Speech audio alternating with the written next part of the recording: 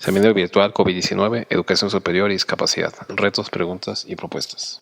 En el marco del proyecto PAPID IA 30-30-20 UNAM, Discapacidad y Universidad, panorama sobre docencia, investigación y gestión de las necesidades de los estudiantes con discapacidad, actores, estrategias, redes y políticas, de la Facultad de Ciencias Políticas y Sociales. Realizado el 2 de julio de 2020. En colaboración con Universidad de Rosario, Colombia, Universidad de Autónoma Manizales, Colombia, Universidad Pablo de Olavide, Sevilla, España, Universidad Tecnológica de Santa Catarina, México, Proyecto de Derechos Humanos y Discapacidad, BUD. Patricia Brogna, Universidad Nacional Autónoma de México, moderadora. Rocío Estela Molina Béjar, Universidad del Rosario, Colombia, Una acción con sentido, la práctica reflexiva. Juan Vázquez Garrido, Servicio de Atención Funcional, Universidad Pablo de Olavide, España, Atención a estudiantes con diversidad funcional de la UPO ante los cambios sociales y de formación online, redes y acciones para la contención de ansiedad y depresión. María de Lourdes Torres Acosta, Universidad Tecnológica de Santa Catarina, México, Estrategias de la Educación Superior Inclusiva frente al impacto del COVID-19. Matías Santiago Lanís, Universidad Nacional Autónoma de México, el programa de tutoría especializada en tecnologías de asistencia, una forma de hacer más incluyente la educación a distancia. Buenos días a todos los que nos están acompañando en este espacio del Zoom y también a quienes nos están siguiendo por Facebook. Agradecemos mucho que estén compartiendo este espacio del seminario virtual COVID-19, Educación Superior y Discapacidad, retos, preguntas y propuestas, que se realiza en el marco del proyecto PAPID de la Facultad de Ciencias Políticas y Sociales de la UNAM, del que les voy a platicar en un momento. El evento del día de hoy recupera el que no pudimos terminar el día 23 porque desde México, donde lo estábamos emitiendo, hubo un temblor. Así que tuvimos que desalojar los espacios, se perdieron las conexiones de internet, la señal de luz, así que bueno, tuvimos que suspenderlo y tenemos la alegría del día de hoy estar rehabilitando este espacio. Muy brevemente quisiera comentarles que el proyecto PAPID en el que se enmarca este seminario es el proyecto Discapacidad y Universidad, panorama sobre docencia, investigación y gestión de las necesidades de estudiantes con discapacidad, actores, estrategias, redes y políticas. Y justamente lo que nos interesa es identificar, ver qué acciones se están llevando a cabo en diferentes universidades.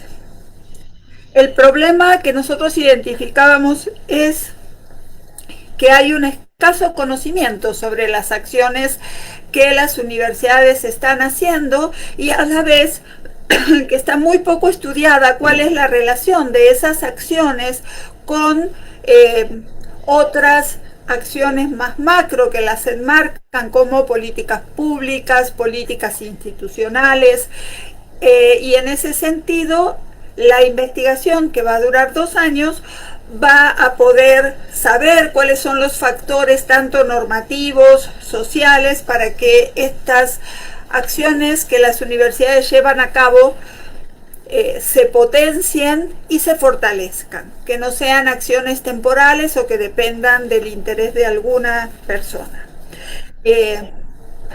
Así que es un gusto para nosotros que en este encuentro estén participando parte de las universidades que nos acompañan: la Universidad del Rosario de Colombia, la Universidad Autónoma de Manizales, que estuvo la semana pasada, la Universidad Pablo de Olavide, que también va a estar hoy con la participación de Juan, y como universidad invitada, la Universidad Tecnológica de Santa Catarina. Entonces, sin ocupar más tiempo, vamos a iniciar presentando, nombrando a los ponentes que nos acompañan y que ustedes pueden ver, a Rocío Molina Bellar de la Universidad del Rosario, Lourdes Torres Acosta de la Universidad Santa Catarina y Matías Santiago Alanís de la UNAM. Para quienes no me conocen, mi nombre es Patricia Brogna, también de la UNAM. Bien, la modalidad en la que vamos a trabajar es que vamos a apagar las cámaras quienes no estemos exponiendo, así que solo van a ver ustedes ahorita a Rocío Molina y a los dos intérpretes, los demás apagaremos la cámara mientras expone Rocío. Rocío es fonoaudióloga, magíster en discapacidad e inclusión social. Es miembro del Grupo de Investigación en Ciencias de la Rehabilitación, gestora, coordinadora del Programa de Apoyo a Estudiantes con Discapacidad de la Universidad del Rosario, el programa Incluser, y también es coordinadora del Nodo Centro de la Red Colombiana para la Internacionalización de la Educación Superior, IES, para la discapacidad. Y agradecemos mucho, como a todos los ponentes, que estén de nuevo dedicándonos su tiempo para contarnos qué están haciendo. Gracias, Rocío. Muy buenos días. Para mí es un gusto volver a estar con ustedes. Agradecer a Pato, a nuestra colega y a todos este esfuerzo que hacemos por volver a estar con ustedes el día de hoy, debido a el percance que no fue agradable para nadie en la jornada del temblor de México. Esperamos que todos hayan estado bien y daré paso entonces a la presentación para contarles un poco acerca de lo que estamos realizando en la Universidad del Rosario, pero además también pues estar alineados con muchos trabajos en red, porque como lo dijo Pato, yo soy miembro de la red, la universidad es miembro de la red y estoy representando también el Nodo Centro en Bogotá, que somos más o menos ahorita en la red 25 universidades. La Universidad del Rosario está trabajando en un lema hace algún tiempo de universidad con todos. Y en este momento en donde tenemos tantos procesos, tantos avances, donde se habla diferente de la inclusión en la educación superior, pues denominé mi conferencia Una acción con sentido, la práctica reflexiva. Una palabra que ha aparecido y con la que nacimos muchos realmente. Esto de la práctica ha sido central para aquellos que estamos atentos a la inclusión, porque de ahí es que se han creado escenarios, políticas, momentos, personas. Y ante esto de hacernos preguntas, desafíos y tener algunas respuestas, pues yo centré la presentación en una pregunta que hace bastante tiempo he trabajado con algunos estudiantes en sus proyectos de investigación y es referente a esa misión y visión de cada proyecto institucional de las instituciones. Cuando uno va, cuando uno lee, cuando uno investiga, encontramos muy claramente párrafos muy bien escritos, con rutas, con proyectos a 5, a 3 años. En el caso de la Universidad del Rosario, estamos en la Ruta 2025, donde aparecen también en varias misiones y visiones un currículo flexible, posiblemente toda esa atención integral, satisfacción de necesidades de los estudiantes, y poco a poco se ha venido observando, creo que volveré a hacer una investigación de cómo ha sido el cambio a través del tiempo porque pues han cambiado los escenarios, las políticas, las acreditaciones institucionales y por lo tanto entran bastante bien la palabra de cómo se adapta esta universidad o esta institución y además la palabra de inclusión. Nosotros creemos que en todos estos misiones y visiones que he revisado, esto de formar hombres íntegros, además con ética, muy conocedores del país, pero además propender por las necesidades del país, es donde creemos que hace falta un desarrollo puntual.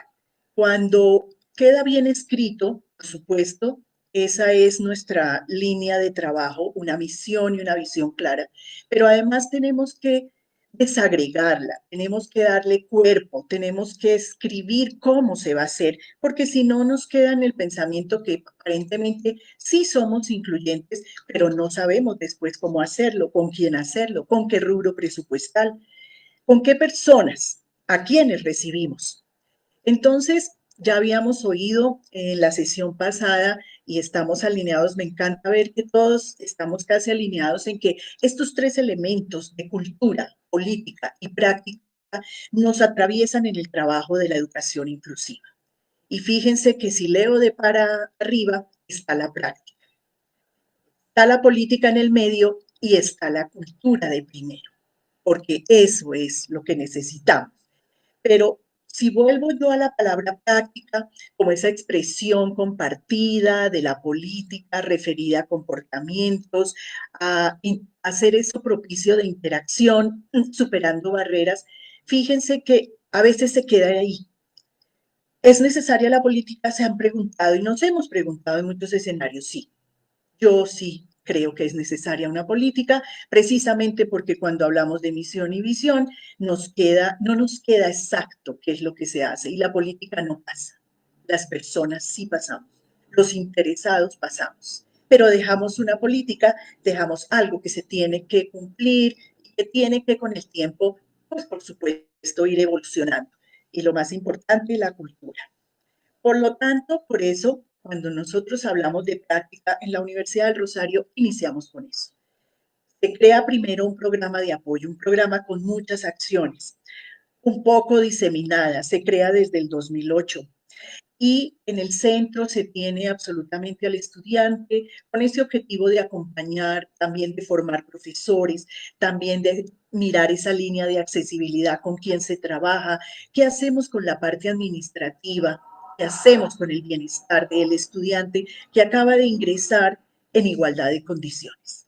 Este programa nace en el 2008 después de una serie de proyectos de investigación porque teníamos además que justificar muy bien por qué creemos en esto, por qué vamos a transitar hacia la inclusión, más allá de un lineamiento y una normativa, ¿cierto? Más allá de esa práctica y también ir creando esa cultura. Ese fue nuestro primer desafío. Y después vino entonces, ante esas actividades que posiblemente sentíamos un poco desagregadas, que teníamos que trabajar en grupo, que teníamos que trabajar en equipo, que una perspectiva de diálogo era urgente, porque si no se quedaba desdibujada las acciones. Por lo tanto, encuentran ustedes en estos nombres mucho más en negrilla resaltado, aquellas instancias que en este momento son los que están liderando el trabajo y que en el centro, vuelvo y digo que la práctica estuvo presente primero, la tecnología, el trabajo con el Departamento de Comunicaciones, hablar con biblioteca, pero después tuvimos entonces que llamar y tal vez sentarnos todos y decir, bueno, dirección administrativa, necesitamos tecnología, medio universitario, recreación, deporte, todo aquello de la interacción. La vicerrectoría académica en este momento, hace ya unos 3 años, lidera el programa de inclusión, equidad y convivencia. Se crea una dirección de estudiantes que es una sombrilla impresionantemente grande para cobijar la diversidad. No estamos hablando solamente de la discapacidad. Desde esta perspectiva de diálogo hablamos de la diversidad, entra Hábitat, todo el proceso de admisiones para saber quiénes son, dónde están, que necesitan. Y por supuesto las redes. Tejiendo esto en red ha sido un proceso bien interesante, como les dije al principio, una red colombiana de instituciones para la educación superior que ya cumplió más de 10 años y que seguimos trabajando en Colombia por este proceso de inclusión. ¿Cuál fue el otro desafío? Ampliar la cobertura. Si yo hago una perspectiva de diálogo, por supuesto que es para ampliar la cobertura. Ampliar la cobertura no solo en trabajo, no solo en estudiantes, sino en ideas. Por lo tanto, la biblioteca se compromete con los procesos tecnológicos, lo mismo lo de Hábitat en Diseño Universal, todas las facultades en la parte sustantiva nuestra, como es docencia, investigación, extensión. En esta docencia y en lo que ustedes observan de facultades, se tiene un núcleo común con asignaturas obligatorias, con asignaturas selectivas que transitan el núcleo de aprendizaje, como una lengua de señas, como una lectura braille, como tecnología de asistencia, como aquella cátedra de discapacidad y sociedad para poder entender en dónde estamos. También tenemos entonces todo el trabajo desde la dirección de estudiantes para esta mesa de educación, el plan decenal, el índice de inclusión y por supuesto, como había dicho, las redes. Las redes tan importantes, somos miembros fundadores de la red colombiana, pero también de la red interuniversitaria latinoamericana y del Caribe. Y esto definitivamente, después de un tiempo, desde este trabajo colaborativo entramos a tener otros desafíos, a crear rutas para la inclusión y la convivencia. Aquí aparecen digamos que unas 3 rutas muy claras, que es la que veníamos trabajando con estudiantes con discapacidad. La ruta 2, porque entramos en un proceso en donde tenemos que pensar qué pasa con los chicos con discapacidad intelectual y la Universidad del Rosario se compromete iniciando con un proyecto y generando en este momento una ruta que ya les voy a comentar, está dentro de la universidad. Y por supuesto, una ruta muy interesante a raíz de todas esas acciones y todas esas asignaturas selectivas y de núcleo común, en donde el estudiante también se involucra, hace su opción de grado, posiblemente puede ser en Incluser o la hace en la temática de discapacidad y transita una malla que es de inclusión para darle una mención especial cuando él se gradúe. Por lo tanto, vemos aquí que hemos trabajado en un modelo de varias aristas, en donde involucramos a todos los actores de la institución. Como quinto desafío, entonces, tenemos que esas trayectorias de aprendizaje tienen que exponerse de una manera clara. Por lo tanto, cuando nosotros tenemos el proceso de admisión, cuando encontramos además que hay estudiantes que tienen que mirarse para ver dónde es que podemos hacer el ajuste razonable para esa trayectoria, para cambiar la ruta, pero llegar al mismo punto. Tenemos entonces procesos, por supuesto, de conocimiento básico, una mayor complejidad y aquel conocimiento complejo de este estudiante. Y por ello, estas trayectorias van desde lo transversal, como ustedes observan, cosas y asignaturas como la lectoescritura, el razonamiento, el segundo idioma. Otra trayectoria que es integral, todo lo de liderazgo, emprendimiento. Queremos estudiantes de todo tipo y diverso con ese sentido de emprendimiento que los lleva a tener una autonomía y libertad profesional. Y por supuesto, actividades curriculares y extracurriculares. Todo aquello de inclusión, gestión de proyectos que está ahorita en este momento muy a la vanguardia, porque trabajamos sobre casos, sobre proyectos. Muy bien, tenemos entonces también un sexto desafío que se convierte ya y que está en construcción, porque si venimos de pensar en que quiénes entran, cómo aprenden, pues tenemos que crear un modelo. Se llama un modelo de permanencia. Este modelo de permanencia es circular, como ustedes lo ven, está en construcción, tengo que decirlo. Vamos a trabajar unas estrategias de ingreso que ya están bastante consolidadas, pero ojo, El egreso también es responsabilidad nuestra, porque no en vano vamos a transitar 5 años, 4 años con un estudiante para que cuando al salir no tenga cómo tener autonomía y no se le dé trabajo. Por lo tanto, estamos trabajando en este modelo de permanencia que busca identificar los principales riesgos de deserción del estudiante. Fíjense que aquí pueden ser diferentes, no solo la discapacidad, porque la discapacidad, que puede ser ese elemento, está unido aún más y aún más y aún más a una situación socioeconómica, a un entorno familiar, y aquello se nos vuelve un proceso de barreras que los tendríamos que trabajar para que se vuelvan facilitadores en esa permanencia con calidad del estudiante. Fíjense que entonces este modelo circular en donde estamos haciendo todo ese análisis, es muy posible que vayamos a consolidar en este año, pero centrado y escrito, como dije al principio, en una política. ¿Quién va a estar a cargo de las estrategias académicas? Pensamos que todos.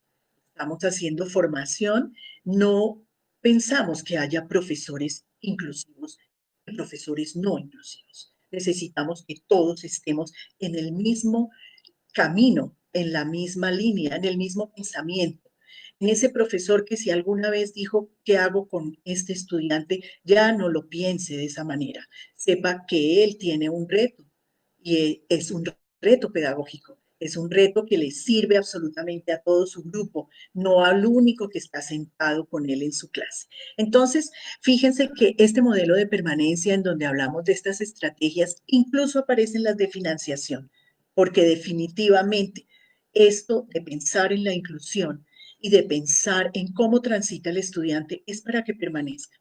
No es simplemente para abrir las puertas, no es simplemente como han respondido algunas instituciones, sí, esta universidad recibe estudiantes con discapacidad. Bueno, ¿y qué hace? ¿Cómo lo evalúa posiblemente en su clase? ¿Tiene establecido un mayor tiempo para ese examen? ¿Qué es eso de que yo recibo estudiantes y contestan también acerca de la accesibilidad desde la movilidad? Es interesante pensar que hay gente que cree que hablar de inclusión es poner rampas a veces y colocar un ascensor. Y ya vimos esos elementos tan amplios con los que inicié y con los que todas las universidades en este momento nos alineamos, de cultura y de política, pero también de práctica. Por lo tanto, creo que esto de escribirlo y demostrarlo tiene que, por supuesto, en mi sexto desafío, la política.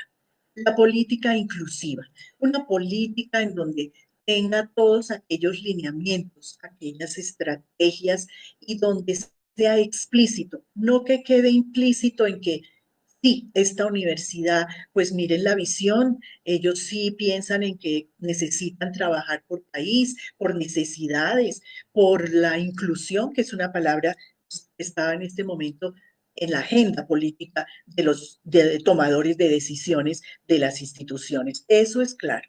Yo quiero ser clara en que está escrito en la agenda política, porque además, por lineamiento normativo, por proceso de acreditación institucional, las universidades ya tienen que mostrar hechos. Y esta política tiene que estar muy bien desarrollada, muy bien explicada, y aquí pues incluiremos, por eso aparece en proceso. Yo espero en una próxima reunión poder decir que ya está, no en proceso, sino está firmada, aprobada, y que toda la comunidad académica de mi universidad estará atenta a lo que se dice en esa política, así como está la política de becas, así como está la política para proyectos de investigación, para becas, para muchísimas cosas. La política incluirá un elemento, un acuerdo que hable de la inclusión. Entonces, posiblemente también de pregrado y, perdón, de posgrado, porque tenemos estudiantes con discapacidad acudiendo a las aulas y a las facultades para hacer sus estudios posgraduales. Por lo tanto, estos son dos elementos muy importantes. Y el séptimo desafío, les comento que fue este programa de transición a la vida adulta. Este programa de transición a la vida adulta lo lidera la doctora Inés Elvira Restrepo, una líder impresionante que ingresa con un proyecto y trabajamos en su proyecto de investigación. Se queda. Se queda porque vemos que no podemos seguir diciendo que hacemos algo y de pronto no lo cumplimos. Entonces, en ese momento, la universidad escribe también un documento, se hace un convenio, ellos están en la Universidad del Rosario, tienen sus salones, tienen sus profesores, interactúan con población de las otras facultades y de algunas clases. Sus prácticas son en los escenarios de biblioteca, de cafetería, de museo, de archivo histórico, de secretaría. Ellos tienen 4 semestres para transitar a la vida adulta y se les certifica desde la Universidad del Rosario. Por lo tanto, ha sido un proyecto bien interesante y tiene muchísimos aliados también, como vemos ahí, Best Buddies, tenemos colegios y han hecho un emprendimiento. Tienen una huerta y trabajan aquellos productos no perecederos. Bien, entonces ya vamos cerrando para decir que quiénes somos actualmente. Tenemos entonces otra vez en nuestro centro la palabra prácticas. Es muy importante, pero una práctica bien realizada, bien desarrollada, una práctica que habla del ingreso con esas estrategias de vinculación, habla de las trayectorias, de esos aprendizajes de los estudiantes para poder mirar esas competencias individuales. Todos no pueden estar en el mismo saco en ese aprendizaje. Habla de permanencia y graduación. Por supuesto, una universidad concebida como un modelo holístico donde los estudiantes van a encontrar esas estrategias para permanecer y graduarse. Por lo tanto, ese cuarto momento pues nos habla de ese entorno diverso y plural. Eso es lo que hemos descubierto en este ciclo que vuelve y se presenta de manera circular, porque es la única manera en la que encontramos que todos unidos podemos. Voy a cerrar entonces diciendo que esta punta del iceberg en la práctica reflexiva, a mí me gusta muchísimo mostrarla, porque si hemos visto iceberg, ¿qué hemos visto de ellos? Una punta, ¿cierto? Nunca vemos el fondo. Difícilmente sale ese iceberg totalmente. Y podemos decir que entre lo que vemos nosotros en esa punta del iceberg ha sido prácticas.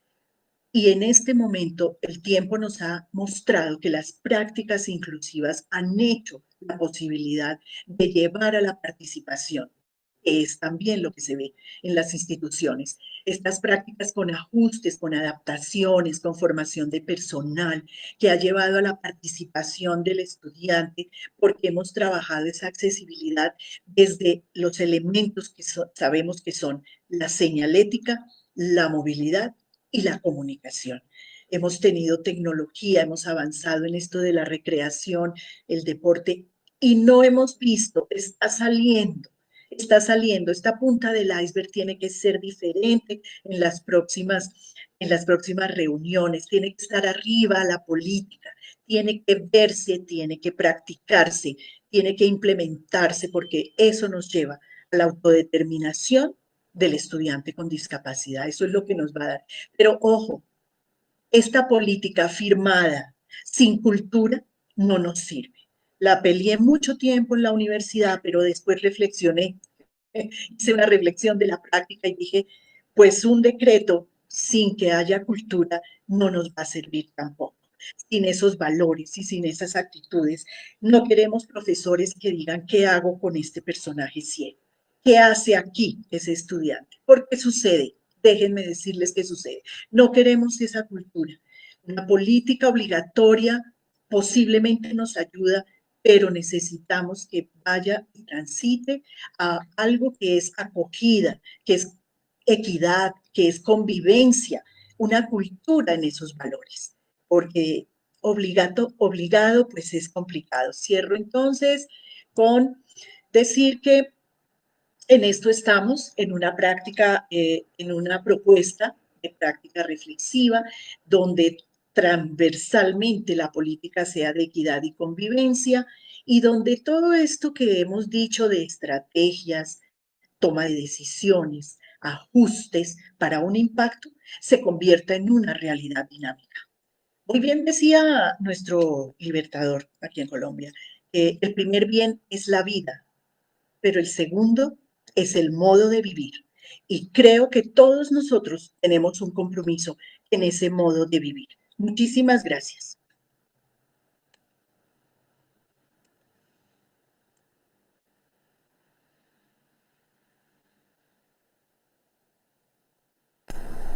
Muchísimas gracias por tu participación, Rocío. Nos volvemos a encontrar entonces para el cierre y le vamos a pedir si puede Lourdes, por favor, seguimos con tu presentación. Dejamos la de Juan, que es un video para el final.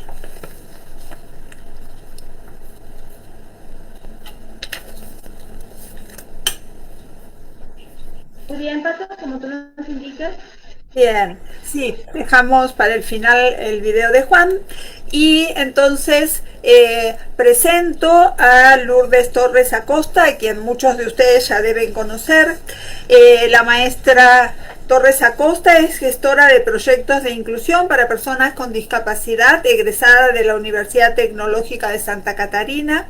Desde el año 2012 es coordinadora e impulsora del programa de educación superior inclusiva para personas con discapacidad, que es un programa que ha sido reconocido a nivel internacional como un programa de apoyo integral no asistencialista de educación inclusiva para estudiantes con discapacidad de nivel superior, ubicado en Santa Catarina, Nuevo León, México. Es participante y organizadora de diferentes foros, cursos, conversatorios en materia de educación inclusiva y derechos humanos de personas con discapacidad, y va a contarnos el magnífico trabajo que hacen en su institución. Muchas gracias, Pato, muy amable. Si nos apoyan por ahí, por favor, con la presentación, les vamos a agradecer muchísimo. Sí, déjame salir.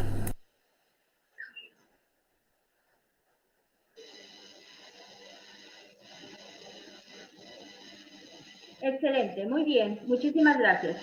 Pues yo les quiero platicar una anécdota, primeramente. En el año 2017, una joven con parálisis cerebral de profesión psicopedagoga contestó una pregunta que le hizo un sorprendido taxista cuando se enteró que había abordado el taxi para ir a su trabajo y la observó en la condición de discapacidad que ella se encontraba. Y le dijo, ah, vaya, ¿tú trabajas? ¿En qué trabajas? Y ella le contestó algo muy interesante que hoy vale la pena reflexionar. Me gustaría que me apoyaran con la siguiente diapositiva, por favor. Ella le dijo, trabajo pensando en formas para que otros puedan hacer. Constancia Orbaiz es esta joven quien luego explicó en una conferencia que al principio, cuando ella se enteró que tenía discapacidad, nadie sabía qué iba a poder hacer o qué no iba a poder hacer. Pero lo que sí era seguro que de poder hacer algo iba a ser distinto a lo que hacían los demás. Dijo también que muchos docentes no sabían qué hacer con ella, no estaban preparados. Y dijo, nadie está preparado. La discapacidad no te manda un WhatsApp y te dice, prepárate, llego en 5. ¿Por qué quise citar hoy la anécdota de esta joven? Porque justo nos ha pasado esto con el COVID-19. Nadie estaba preparado, nadie nos avisó con tiempo que así, de un día para otro, dejaríamos de ir a nuestras actividades cotidianas para estar confinados en nuestro hogar y que todos los quehaceres laborales o educativos los tendríamos que hacer desde aquí, desde casa. En marzo de este año, de pronto la universidad cerró sus puertas. Y en abril, a través de un nuevo Acuerdo Educativo 2020 de ANUE, si me apoya por favor ahí con la presentación en la siguiente diapositiva. No sé si ya aparezca.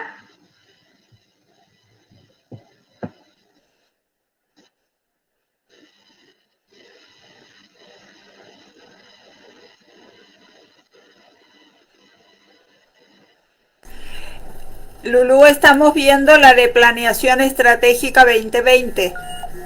Correcto.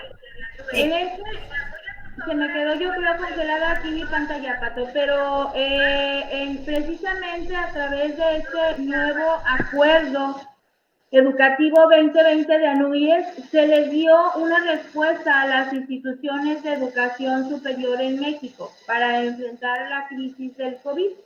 Y la segunda vertiente principal textualmente dice: continuar las actividades de docencia e investigación y difusión de la cultura con el apoyo de una amplia gama de herramientas tecnológicas que implica lo que son aulas virtuales, plataformas de comunicación remota, repositorios, bibliotecas y materiales digitales, entre otros. Y así se tenía que hacer, no había más opción. La pandemia estaba afectando gravemente la educación como muchos sectores más y dejó expuestas fuertes deficiencias, como la ausencia de una capacitación docente adecuada para incorporar las tecnologías de la información a la experiencia pedagógica, o también la precaria adaptación digital para la enseñanza en línea de los materiales didácticos que solo se usaban de forma presencial en las diversas asignaturas y que no contábamos con políticas también que garantizaran, por ejemplo, el acceso a Internet y dispositivos con fines educativos para los estudiantes en el país. Por ejemplo, la encuesta sobre disponibilidad y uso de tecnologías de información que realizó el INEGI en el 2019 reveló que cerca del 40% de la población escolar en educación superior carece del servicio de Internet y dispositivos funcionales en casa con fines educativos.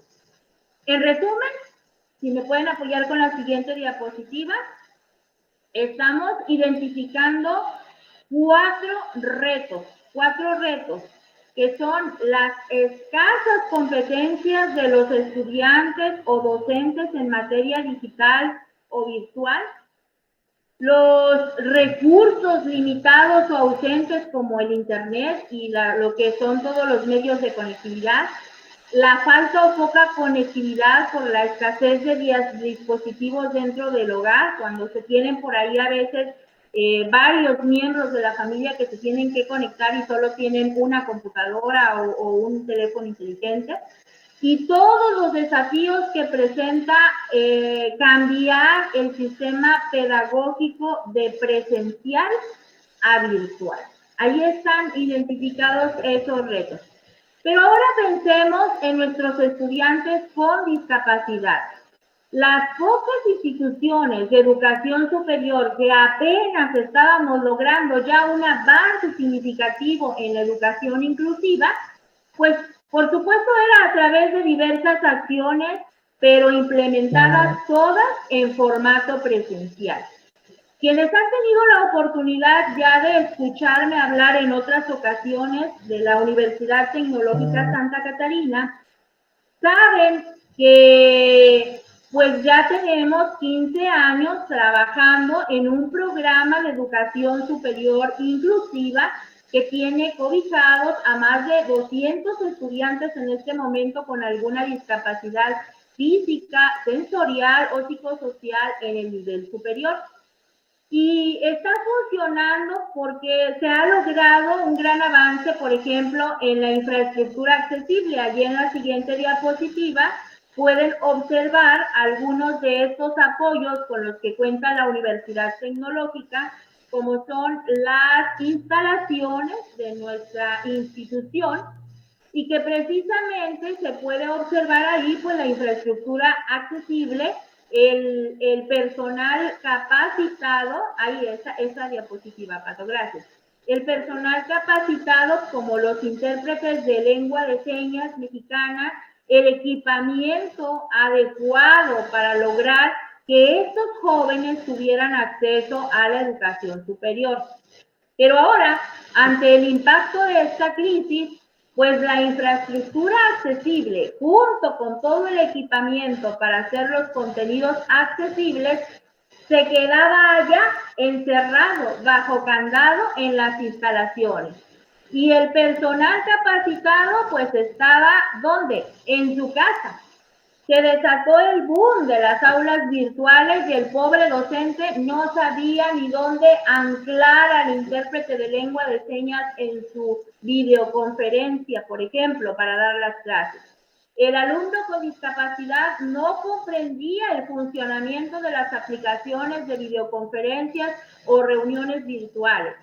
El modelo de 70% práctica y 30% teoría aplicable al subsistema de universidades tecnológicas del país ya no era muy posible. Toda la maquinaria, los robots, el software especializado se habían quedado allá, encerrados en los laboratorios de la universidad.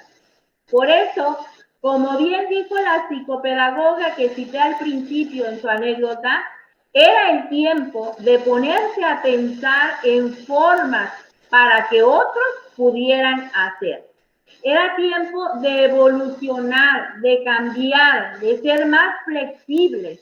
En nuestro caso, de volver a aquellos inicios cuando comenzó el programa de inclusión en nuestra institución en el año 2004, donde comenzamos a trabajar con base en ensayo y error. Y aunque aún después de 2 meses de crisis, ya casi 3, es difícil prever el panorama futuro y el impacto final que pueda tener el cambio de modalidad de enseñanza-aprendizaje a mediano y a largo plazo, estamos convencidos de que ser más flexibles y continuar trabajando por la educación inclusiva es bastante significativo para garantizar el derecho a la educación de las personas con discapacidad.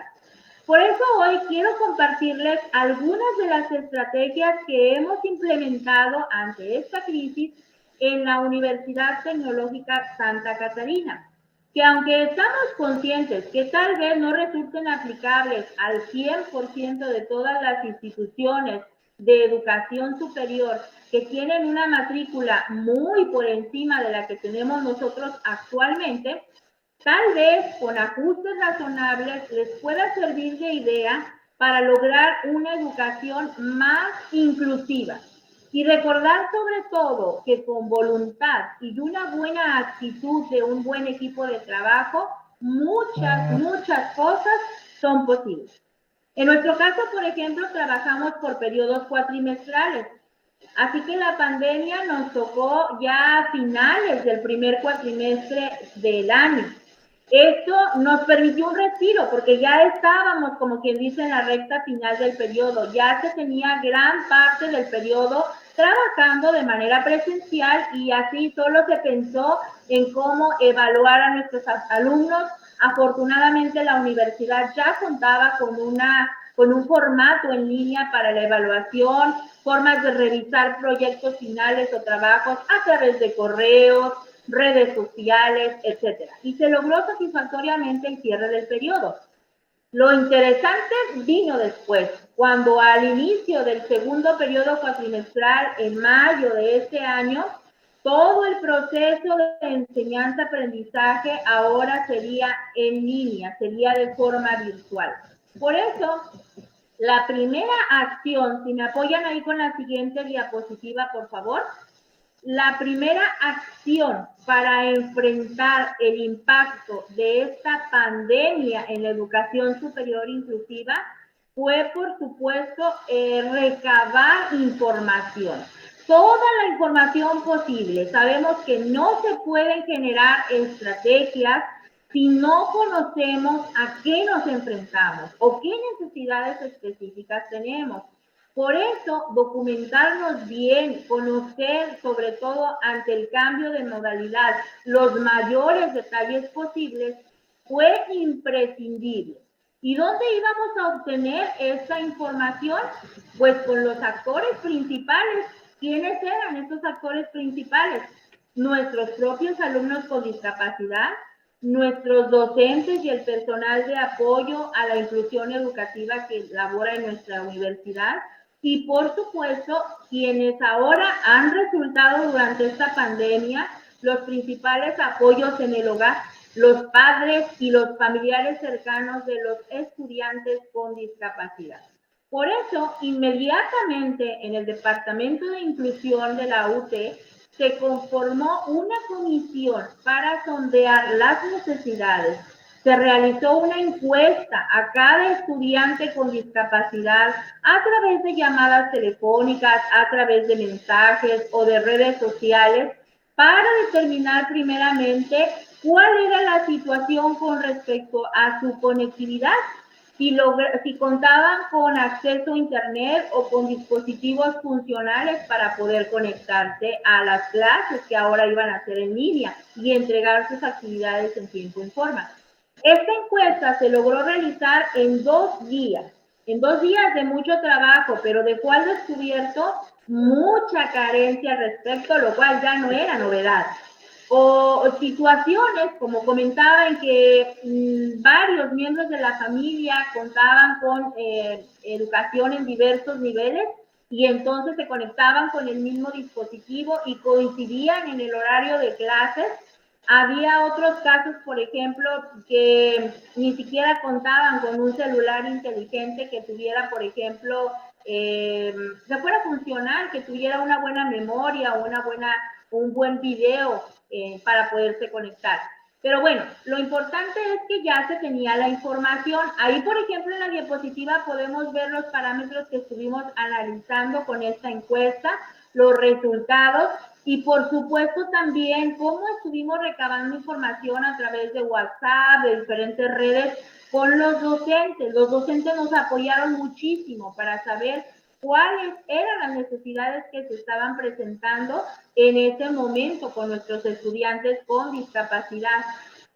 Nuestro personal de apoyo, como los intérpretes de lengua de señas, el equipo de psicopedagogía, entre otros, pues nos retroalimentó de todo lo que se estaba enfrentando dentro de las aulas, cuáles eran los principales retos que ellos estaban sorteando. Ya en la primera y segunda semana de clases logramos tener un panorama general de los aspectos más recurrentes que estaban impidiendo la educación inclusiva en las aulas virtuales. Y por último, nos importaba mucho también la opinión de la familia cercana. A veces, bueno, no es un secreto que en la educación de las personas con discapacidad, pues los papás a veces no saben cómo hacer, tienen dudas, y a veces utilizan la institución educativa como un desfogo. Van y dejan a los estudiantes ahí y pues no saben qué pasa dentro de las aulas presenciales. Pero ahora que estaban enfrentándose a las aulas virtuales, ni siquiera conocían cómo era el proceso de enseñanza-aprendizaje inclusivo, y con muchos padres tuvieron que aprender.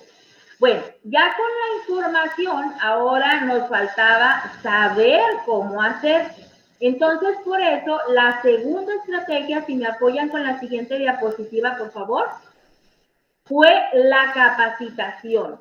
No es tampoco un secreto que a tanto estudiantes como docentes, pues nos falta por ahí la habilidades en estas áreas digitales. Entonces, la capacitación aquí en la UT Santa Catarina tuvo que ser express, por decirlo así. Algunos ni siquiera habían usado esas herramientas, y aún con los docentes que eran expertos en tecnologías, como las carreras de tecnologías de la información y demás, y que se les facilitaba comprender más estas plataformas, aún se estaban enfrentando un reto porque la forma de trabajar era diferente.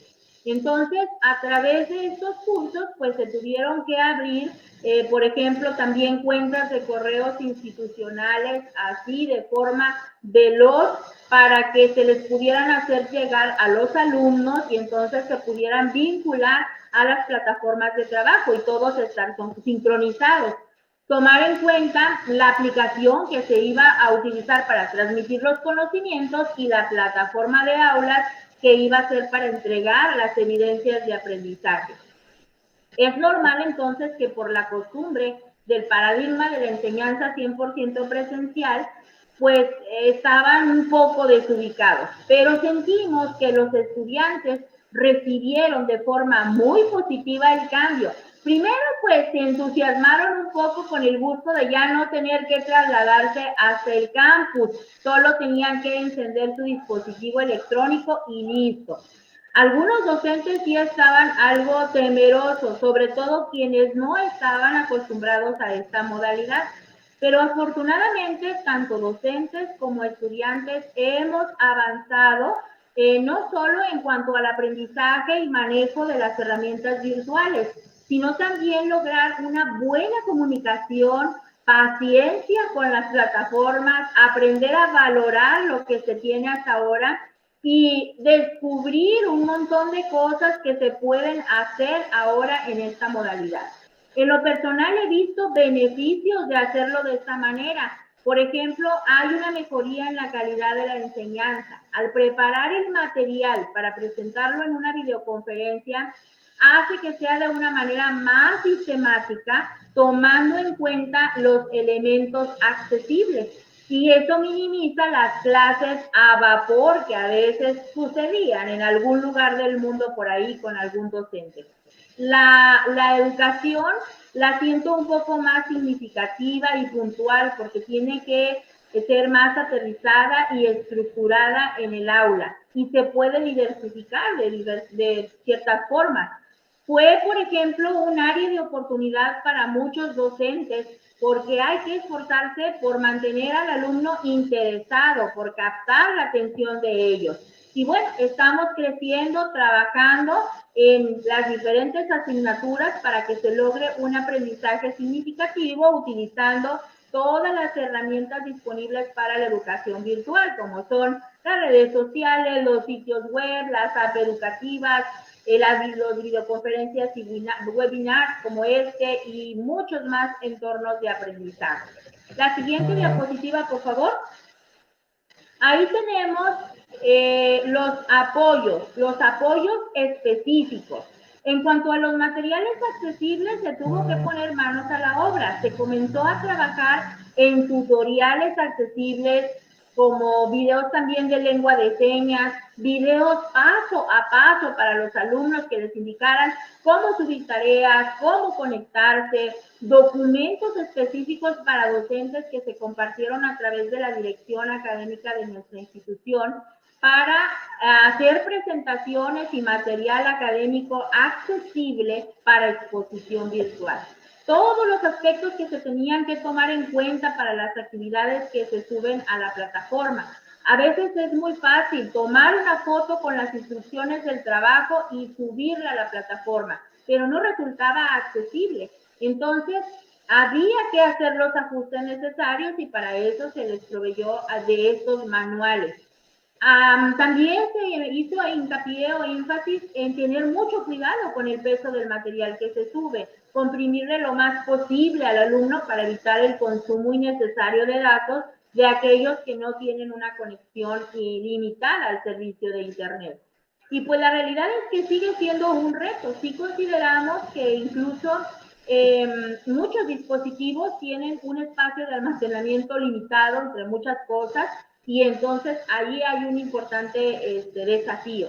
O, por ejemplo, en el anclado para el correcto uso del intérprete de lengua de señas. ¿Dónde lo pongo para que esté visible? Tiene que tener su cámara encendida y todos los alumnos de discapacidad auditiva también. Los alumnos dentro de la plataforma que a veces se encontraban desubicados, pues con estos tutoriales que estaban disponibles ahí para consulta rápida, se podían ir paso a paso para entregar sus actividades o conectarse a las plataformas. Hubo casos en que había que instalarle ciertos software específicos y hasta la disposición de docentes, lo tengo que recalcar, de docentes que hasta acudieron a un punto de encuentro o hasta los hogares de los alumnos para recoger sus equipos de cómputo y llevarlos a la institución para que se les instalara este software y no exponerlos a ellos durante esta contingencia sanitaria. El equipo de Tiflotecnología nos apoyó también muchísimo para estar al pendiente. Había evaluaciones que no resultaban accesibles porque todo se tuvo que subir rapidísimo y entonces pues hablarle por teléfono al alumno, leerle el examen, teclear la actividad para poderla transcribir y hacerla accesible con el lector de pantalla, entre muchas cosas. Por ejemplo, se hizo un tutorial para poder que ellos, los alumnos ciegos, utilizaran una aplicación que se llama Be My Eyes, donde conecta a personas ciegas con voluntarios para leer algún documento que no es accesible. En muchos casos, pues se requiere de esa asistencia telefónica específica. Hubo otros casos también de jóvenes con discapacidad psicosocial, donde tenía que requerir el apoyo del psicólogo vía telefónica, porque se comenzaron a estresar con el confinamiento, con el que no lograban conectarse, eran propensos a las crisis de ansiedad propias de su discapacidad y los padres llamaban con confianza para atender la situación. Se canalizaba de inmediato para una respuesta en el momento y que los psicólogos pudieran apoyarnos en este aspecto. Aún así, pues no es novedad. A todos nos ha afectado el encierro y los estudiantes con discapacidad no han sido la excepción. Estamos conscientes de los más altos niveles de deserción que se pudieran presentar en estos meses. Por ello intentamos prever un poco. ¿Cómo? Monitoreando el desempeño académico y conectividad de los estudiantes. Revisamos sus estados de avance académico, con cuáles asignaturas ya cumplieron, con cuáles se les está dificultando, para poderles proporcionar la ayuda de manera oportuna antes que se vean presionados en tiempo por el cierre de las actividades. Todo es un trabajo en equipo. Hay que trabajar a veces mucho la parte emocional, la parte motivacional, para que se hagan diversas estrategias para métodos de estímulo al estudiante. No solo ellos están pasando por la crisis de la educación virtual, no, también en el entorno familiar, económico, social y mucho más, está impactando tremendamente en todos. Por eso quiero cerrar esta intervención solo recordándoles que es cierto, esta crisis ante el COVID-19 nos ha mostrado lo vulnerables que somos en muchos aspectos, pero que siempre será muy importante la planeación y la flexibilidad en la educación inclusiva. A quienes sean docentes les ayudará más a valorar el esfuerzo de los estudiantes con discapacidad, a ser más conscientes de sus necesidades tanto académicas como emocionales. Hay que involucrarnos más en el conocimiento también de las tecnologías de accesibilidad para lograr clases y presentaciones más accesibles, pero a todo el público estudiantil, no solo a las personas con discapacidad. Incluso a lo mejor hacer recomendaciones o retroalimentación a las casas de software, como bien decía Pato hace unos minutos, sobre las áreas de oportunidad en sus programas de videoconferencia o de hablas virtuales. Se desconocía cómo hacer muchas cosas y en general la situación pues se puso complicada. Pero si recordamos bien la etimología de la palabra discapacidad, muchos estábamos en situación o estamos en situación de discapacidad con respecto a esta pandemia que vivimos. Pero tenemos la oportunidad de lograr más cosas, de seguir eliminando barreras que se presentarán no solo en esta crisis, sino en toda la lucha que tenemos por defender el derecho a la educación de las personas con discapacidad.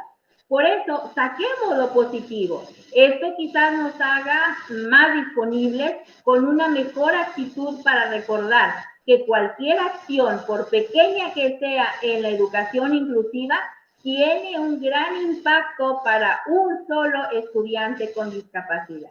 Muchísimas gracias. Bien, muchísimas gracias, Luli. Excelente el análisis que has hecho. He apuntado muchas cosas porque has dado como muchos tips de cuestiones que hay que empezar a incorporar, ¿no? En esta idea, como se menciona en la UNAM, de una educación híbrida. Bien, muchísimas gracias.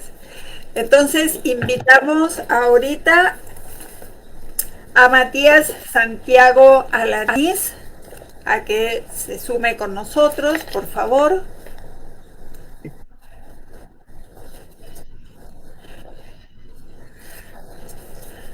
Hola, Matías.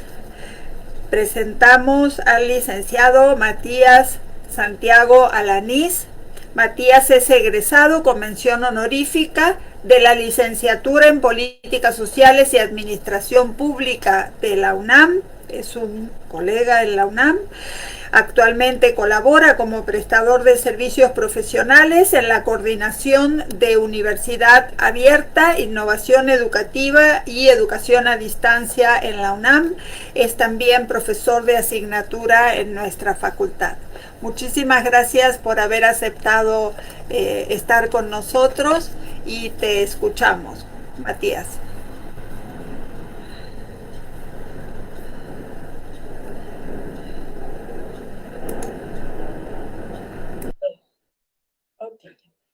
Group click. Group click. Antes de comenzar, quiero agradecer a las organizadoras del presente seminario por otorgarme este espacio. Grupo 1, clic. Doble clic. Grupo 1, Grupo 2, Grupo 3, minimizar. Opciones del pack inicio. Mi lenguaje oral es difícil de entender. Grupo 1, clic. Doble clic. En esta ocasión les hablaré acerca del programa de tutoría especializada en tecnologías de asistencia, a cargo de la Coordinación de Universidad Abierta, Innovación Educativa y Educación a Distancia de la UNAM. Grupo 1, clic. Doble clic.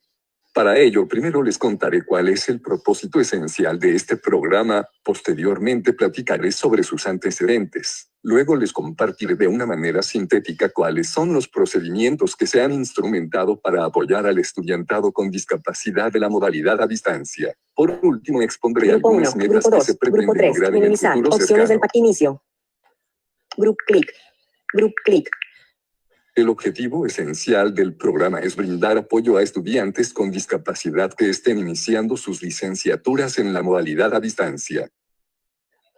Grupo clic. Doble clic. Dicho apoyo se enfoca en acompañar de manera remota a las y los alumnos para que puedan activar y configurar las diversas herramientas de accesibilidad ya instaladas en los sistemas operativos de los dispositivos que utilizan para realizar sus actividades de aprendizaje. Grupo 1, clic. Doble clic. Los antecedentes del programa se remontan al año 2017, donde se comenzó un trabajo de recopilación y análisis sobre la temática de la discapacidad y la educación superior en México, con el propósito de realizar insumos útiles para apoyar la inclusión de estudiantes con discapacidad en el sistema de Universidad Abierta y Educación a Distancia, SUAYED, de la UNAM. Grupo 1, clic. Doble clic. Cabe aclarar que el SUAYED ofrece un bachillerato a distancia y 22 licenciaturas en línea de distintas escuelas y facultades adscritas a esta universidad. Grupo 3, minimizar. Opciones del pack inicio. Teclado, puntero, doc, B menús, sistema, personalizada, flechas, Ghost Reader, ratón avanzado. Grupo 1, Grupo 2, Grupo 3, minimizar. Opciones del pack inicio. Grupo 1, clic. Doble clic. Cuando se inició el proyecto que da vida a este programa, la información estadística sobre el alumnado con discapacidad inscrito en la modalidad a distancia era escasa. Grupo 1, Grupo 2, Grupo 3, minimizar. Opciones del pack inicio.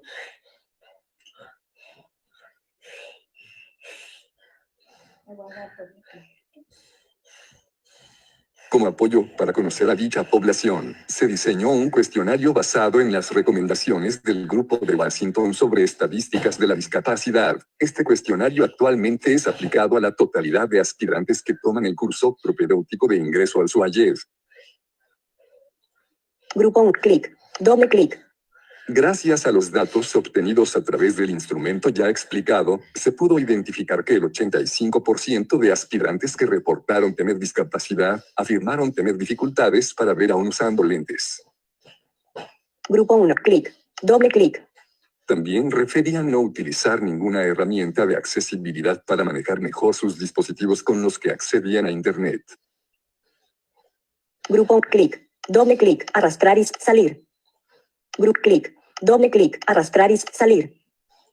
Grupo 1. Grupo 2. Grupo 3. Minimizar. Opciones del inicio. Tomando en cuenta lo anterior, junto al hecho de que hoy en día todos los sistemas operativos cuentan con herramientas o funciones de accesibilidad ya instaladas, Grupo clic. Doble clic. se tomó la decisión de comenzar un programa piloto de tutoría especializada en tecnologías de asistencia, el cual solo estaba dirigido a estudiantes con discapacidad visual de primer ingreso a la licenciatura en psicología en la modalidad a distancia. Grupo clic. Doble clic. Arrastrar y salir.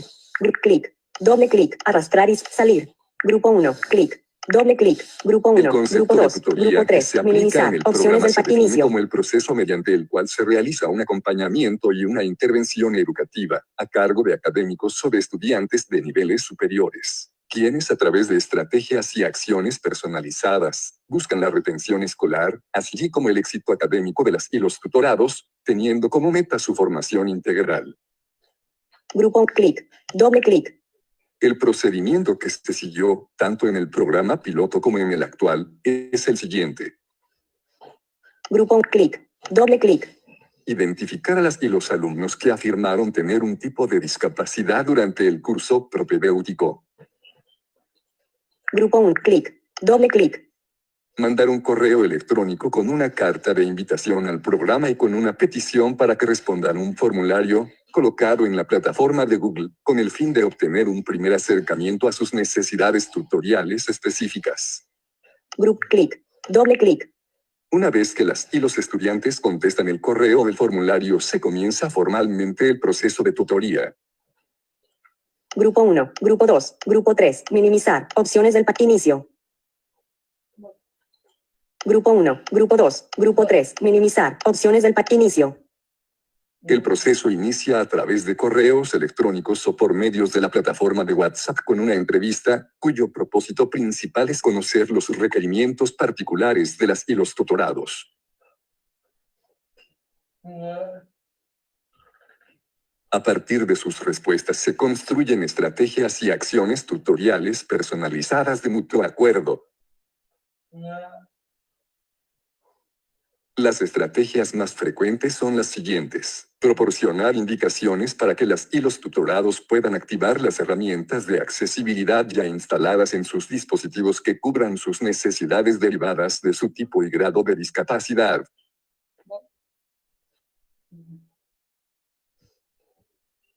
Dar un seguimiento periódico, generalmente semanal, buscando que las y los tutorados se sientan acompañados en su proceso de aprendizaje y con la confianza suficiente para solicitar un apoyo que contribuya a su buen desempeño académico. Grupo clic. Doble clic. Para finalizar el proceso de tutoría se realiza una entrevista breve, con el objeto de que las y los tutorados puedan evaluar el programa desde su propia perspectiva y experiencia. Grupo A 1. partir Clic. de los Doble datos clic. recabados Arrastrar en y el programa salir. piloto y en el vigente se pueden distinguir dos tipos de perfiles. Grupo clic. Doble clic. Arrastrar y salir. Por un lado están las y los tutorados con discapacidad visual moderada que requieren la asistencia de la tecnología solamente en ocasiones esporádicas. Grupo clic. Doble clic. Y por otro lado se encuentran las y los estudiantes con discapacidad visual severa que ya manejan lectores de pantalla para poder utilizar sus dispositivos, pero que requieren apoyo para transformar las lecturas que no están en formato de texto. Grupo 1. Grupo 2. Grupo 3. Minimizar. Opciones del inicio. Grupo 1. Grupo abajo. Arriba. Izquierda. Derecha. Salir. Grupo 2. Abajo. Arriba. Izquierda. Derecha. Salir. Grupo 1. Clic. Doble clic. Ambos perfiles reportan que el acompañamiento periódico les ha sido útil, particularmente en el área de la motivación para continuar con sus estudios. Grupo clic. Doble clic. Arrastrar y salir. Grupo 1. Grupo 2. Grupo 3. Minimizar. Opciones del inicio.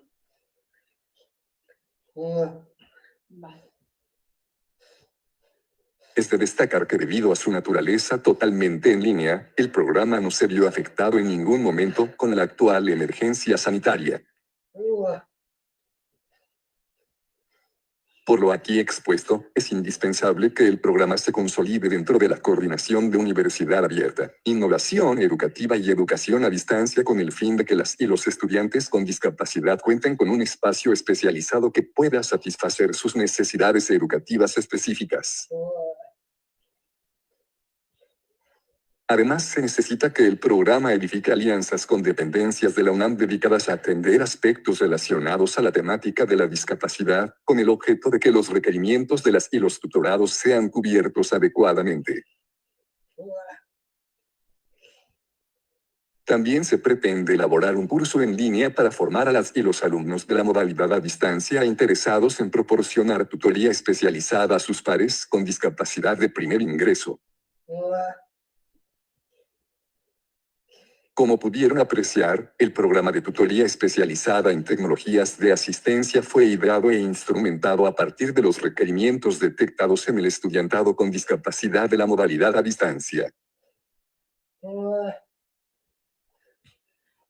Por lo anterior, puede ser una herramienta eficaz para la retención escolar del alumnado con discapacidad de primer ingreso. Debido a ello, el programa puede ser retomado y mejorado por otras universidades para atender las necesidades de su estudiantado que tenga discapacidad o alguna otra condición de vulnerabilidad.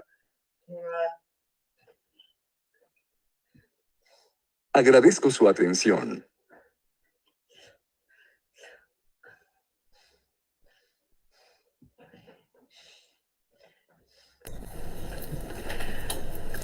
Bien, Matías, muchísimas gracias por la presentación que acabas de hacer, por la presentación también de este trabajo que estás haciendo en el área de educación a distancia. Supongo que en esta reorganización que hace la UNAM de pasar del CUAED al CUAYET y de integrar distintas áreas de educación a distancia, tu propuesta y lo que tú bien mencionas de que este programa que organizas y coordinas se institucionalice y pueda ser un programa. Me parece fantástico esta propuesta que haces de tutoría entre pares para alumnos de primer ingreso. Esperamos que la UNAM lo tome y, como tú dices, se fortalezca con el enlace con otras instancias de la UNAM y fuera también. Muchísimas gracias. Volvemos, luego pasamos ahora el video de Juan y volvemos luego con los ponentes para las preguntas. Les vamos a pedir a las personas que nos acompañan, antes de pasar el video de Juan, un segundito por favor,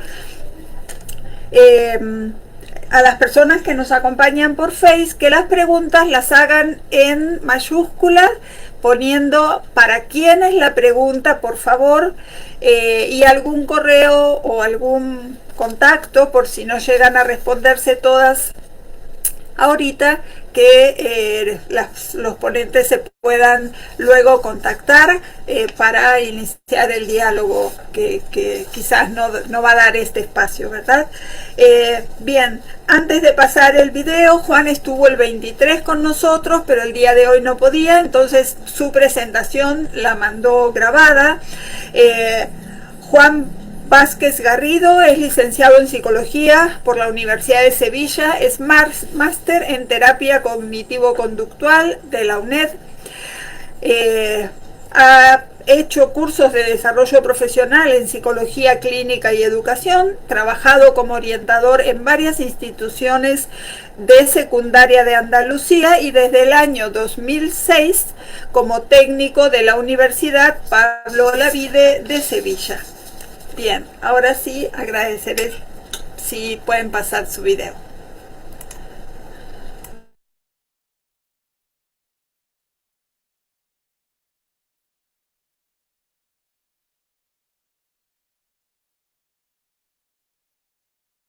de la Universidad Pablo Olavide de Sevilla.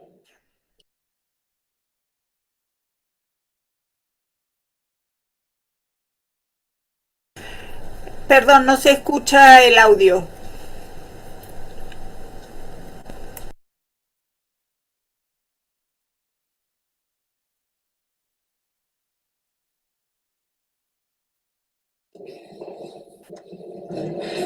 Bueno, mi nombre es Juan Vázquez Garrido, soy técnico responsable del Servicio de Atención a la Diversidad Funcional de la Universidad Pablo Olavide de Sevilla.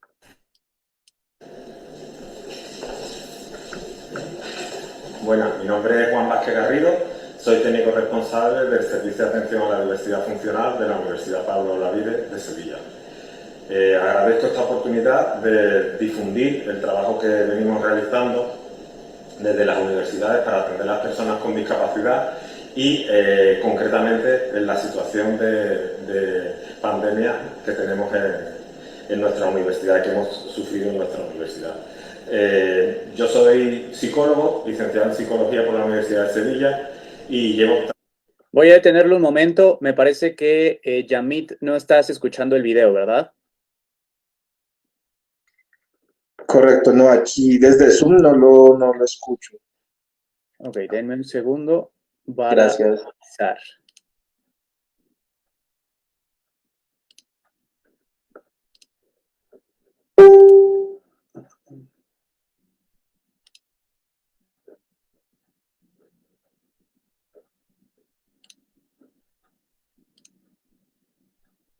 Trabajando en este servicio desde el 2006 en la Universidad Pablo Olavide. Me gustaría centrar mi ponencia en el trabajo que se ha realizado y también desde un contexto de la situación de España, Europa y nuestra pequeña universidad. Nuestra universidad es joven, actualmente en este curso 2019-2020 diferenciamos entre personas con discapacidad y personas sin el certificado de discapacidad. Este certificado lo obtienen por la valoración que se hace en los servicios sociales y tiene una serie de discriminaciones positivas, ¿vale? En este sentido tenemos 100 personas atendidas en el servicio dentro de grado y posgrado. Aparte de estas 100 personas, pues tenemos 34 personas que tienen algún tipo de dificultad de aprendizaje o otras deficiencias que le ocasionan un déficit y que le afecta a sus estudios, pero que no tienen este certificado de discapacidad en la actualidad. También los atendemos a estas personas. ¿Vale? El contexto que quería explicarles se centra sobre todo en la situación de confinamiento y en el paso por las diferentes fases y en el trabajo realizado en estas fases en apoyo a los estudiantes con discapacidad. En España la fase empezó con el confinamiento el 13 de marzo. El 13 de marzo nos tuvimos que ir todos a nuestros domicilios y se cesaron las actividades presenciales en todas las universidades, en todos los centros educativos en España. Se cerraron también todos los negocios y se pasó a una situación de confinamiento. En esta situación de confinamiento, pues la situación fue de incertidumbre y de no saber tener toda la información suficiente, por lo que los trabajadores de la universidad nos pusimos al servicio de apoyo de los estudiantes con discapacidad y en este caso lo que hicimos desde el servicio fue contactar con los diferentes estudiantes y ver todos los programas que se estaban llevando a cabo para ver su evolución y su adaptación a la nueva situación de docencia online y confinamiento. Después del 13 de marzo se pasó a una segunda fase, el 4 de mayo, ¿vale? La fase 0. Después se pasó al 11 de abril, del 11 al 24. Después del 25 al 7 se pasó a la fase 2 y del 8 al 21. Y el 22 de junio fue cuando pasamos, digamos, a la nueva normalidad que dictó nuestro gobierno. En este sentido, el aspecto más importante fue que las universidades andaluzas, de las cuales la Universidad Pablo Olavide de Sevilla forma parte, todos los rectores dieron un manifiesto para informar a todos los estudiantes de estas universidades sobre la situación y los planes que se iban a realizar para la docencia y evaluación de este curso. Este documento fue publicado el 11 de abril y posteriormente la Universidad Pablo Olavide publicó una guía completa de orientaciones sobre la evaluación para los estudiantes de la Pablo Olavide en esta situación de docencia online. Fue publicada el 30 de abril y después explicaré algunas características de esta guía. Esta situación que tenemos nos llevó pues eso, a una docencia de presencial. Nuestra universidad es casi prácticamente el 100% presencial, a una docencia online en los domicilios. Desde la universidad también se tuvieron que tener en cuenta que los estudiantes estuvieran dotados con las tecnologías suficientes para tener una conexión buena, tener equipos adecuados para poder seguir la docencia online, y tanto para los estudiantes como para el profesorado. Desde el servicio lo primero que nos pusimos es a continuar el seguimiento que hacemos con los estudiantes, pero hicimos más énfasis en los planes individuales y en determinados grados que podían ser susceptibles de tener más problemas de adaptarse a la docencia online. Igualmente tuvimos en cuenta la variable de tipo de discapacidad, según el tipo de discapacidad, porque las personas, los estudiantes con algún tipo de enfermedad mental o otras características parecidas podían ser susceptibles de tener más dificultades, más problemáticas a la hora de las adaptaciones a esta nueva situación que nos afectó a todos. ¿Vale? En ese sentido, revisamos todos los informes individuales y nos pusimos en contacto con los estudiantes y con las estudiantes mediante correo electrónico, mediante llamadas de teléfono y mediante mensajería de WhatsApp, Telegram, etc. Como ya he dicho, desde el Servicio de Atención a la Diversidad Funcional atendemos a unas 134 personas, de las cuales muchos solicitan adaptación y otras no solicitan adaptaciones específicas. ¿Vale? Nosotros desde el servicio trabajamos desde un plan general a 5 años, después con programas específicos, y gracias a las características específicas de campus único y de una pequeña universidad nos podemos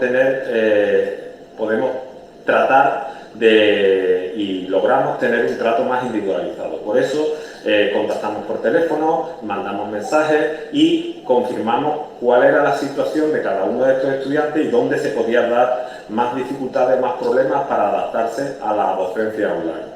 Ya digo, pero la situación de incertidumbre y de falta de información, por lo menos hasta la fecha del 30 de abril que se publicó esta guía, hizo toda esta situación bastante estresante y compleja de abordar. Especialmente tuvimos en cuenta, pues tenemos 4 personas que son gran dependientes y necesitaban de un apoyo personal, necesitan de un apoyo personal en su estancia en la universidad. Al pasar a la docencia online, había estudiantes que se les reevaluó toda su situación y en función de las características y del contexto ahora en su domicilio para la docencia online, pues se confirmó que se seguía manteniendo ese servicio, esta vez a distancia, de apoyo o asistente personal para un montón de gestiones, desde gestiones administrativas, coordinación con los profesores, hasta en algunos casos pues decir que se rescinde ese servicio porque la persona en su domicilio sería autónoma. ¿Vale? Entonces nos centramos también no solamente en esta revisión individual, sino también concretamente en 2 áreas importantes que para nosotros son muy satisfactorias, como son las estancias Erasmus. Teníamos 12 estudiantes con discapacidad en estancias Erasmus en Europa y junto con los compañeros de Relaciones Internacionales contactamos con ellos para informarles de la situación y que nos dieran feedback de si decidían continuar en sus países que estaban realizando la estancia o si volvían a España a su domicilio. En este sentido, al final todos los estudiantes terminaron la estancia Erasmus, pero la mayoría ha vuelto a su domicilio y ha seguido una docencia online de las universidades de acogida europeas. Todo este esta situación de incertidumbre ha afectado mucho a las estancias Erasmus y a la movilidad internacional, lógicamente. Otro aspecto que nos centramos mucho es el apoyo a los estudiantes que están realizando las prácticas en su grado universitario. Nuestros estudiantes con discapacidad realizan las prácticas en empresas, en entidades públicas, en diferentes sitios, y al darse la situación de confinamiento el 13 de marzo, pues los estudiantes tuvieron que cesar las prácticas y transformarlas en prácticas online. Entonces contactamos con los tutores y valoramos la opción de continuar. La mayoría de los estudiantes continuaron directamente en una docencia online y algunos estudiantes decidieron esperar, a lo mejor esperaron 10 días o 12 días para decidir si pasaban a docencia online o posponían las prácticas para el curso que viene. La mayoría decidieron continuar con su docencia online. Esta coordinación entre el seguimiento de las prácticas y las relaciones internacionales es fundamental dentro de las universidades, que haya una buena coordinación, porque si no, los afectados son los propios estudiantes que no reciben la información directa o que no se centraliza la información desde los propios servicios. Ya os digo, en mi ponencia trato de darle un punto de vista eminentemente práctico y las actuaciones que nosotros hemos realizado para dar apoyo a nuestros estudiantes con discapacidad. Espero que estas actuaciones pues, puedan servir de orientación para otras universidades e intercambiar experiencias. En esta situación, los principales afectados, como ya he nombrado, se centrarían sobre todo en aspectos de aumento de la ansiedad, de depresión, de bloqueo, de no saber qué hacer, de desinformación. En muchos casos son los propios profesores los que directamente, al adaptarse a la docencia online, pues utilizaron las mismas plataformas que utilizaban en ocasiones, solo que ahora de forma exclusiva, tipo Blackboard o la plataforma del aula virtual que utilizamos en nuestras universidades. Dentro de estas adaptaciones, al contactar con los estudiantes, nos dimos cuenta que había un diverso grado de adaptación del profesorado a estas nuevas plataformas y a la docencia nueva. Había profesorado en los que no había habido ningún tipo de interrupción en la docencia. Desde la presencialidad rápidamente se pasó a la docencia online y tenían el mismo horario, con las mismas clases y con la misma docencia, solo que telemática. Y hay otros profesores que decidieron por otras opciones, o hay otros profesores que tardaron mucho más en reaccionar por no tener los recursos, no tener la formación o no están suficientemente adaptados. Una de estas cosas que tuvimos uno de estos aspectos que tuvimos que valorar, pues nos preocupaba mucho los estudiantes con algún tipo de enfermedad mental o alguna afectación que sea más susceptible o vulnerable de entrar en crisis en situación de confinamiento que estábamos viviendo. En este sentido, pues todos los centros de salud y los servicios de atención estuvieron dentro del sistema de salud de Andalucía, de España, pasaron a atención eminentemente telemática, sobre todo de seguimiento de salud mental. Y con todos estos centros, pues los estudiantes que dependen de estos centros, nosotros estamos coordinados con ellos. En esta situación incrementamos la coordinación mediante llamadas de teléfono de los responsables de los centros de salud y las personas que le hacen el seguimiento directo con los técnicos y los coordinadores de nuestros servicios.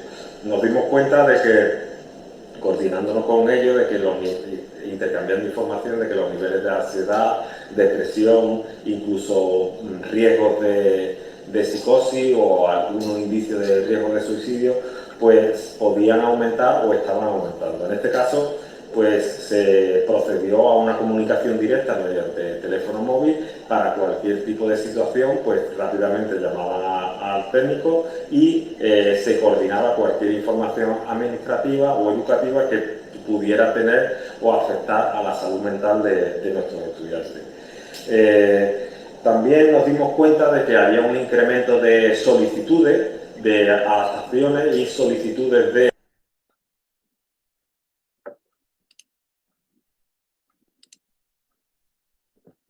registrado en estos estudiantes, en estos 134 estudiantes.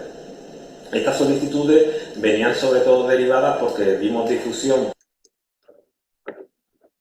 de los diferentes decanatos y los diferentes profesores y a través de los departamentos, en el caso de que tuvieran constancia de que alguno de sus estudiantes pues tuviera alguna dificultad o tuviera algún tipo de crisis o algún tipo de problemática que ellos pudieran observar que le estuviera afectando y que fuese de una gravedad importante, pues se pusieran en contacto con el servicio.